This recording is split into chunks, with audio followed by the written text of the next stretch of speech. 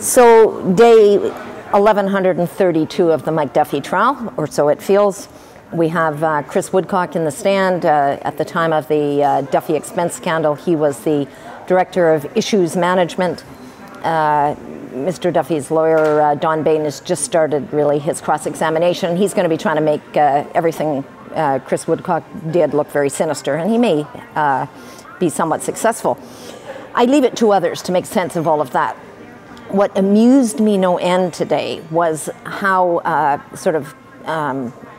cogently through Woodcock's evidence, it became clear that in 2013, as this story was breaking, and we cast our minds back to that time, in February of that year, Mike Duffy, he was out unusually on Prince Edward Island, the area he represents in the Senate.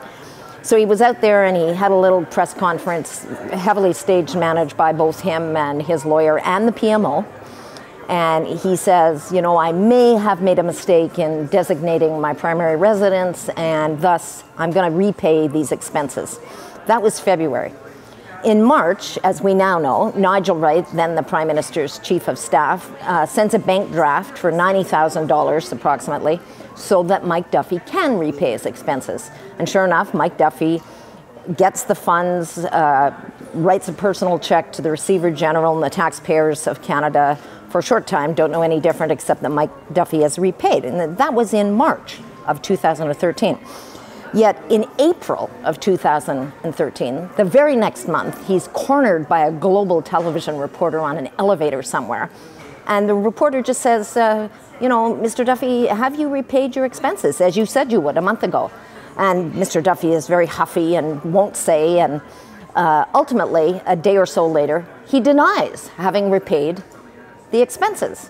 I mean, either he was, you know, clearly momentarily insane, or was he angling that if the Deloitte audit, which was just about to wrap up, had found that he owed, say, only $40,000 of expenses, was he hoping to get a refund on the 90?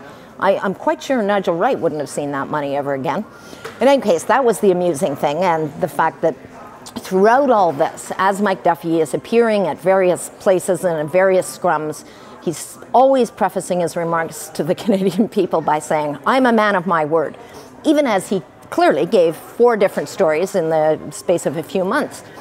I intend to repay, then he did repay, then he says, I have not repaid, but I'm a man of my word, whatever that means. So I figure clearly Senator Duffy believes that if he says it, it is therefore true.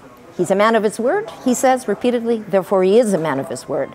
And in that same vein, I have decided to describe myself hereafter as a 6-foot-tall blonde with enormous jugs.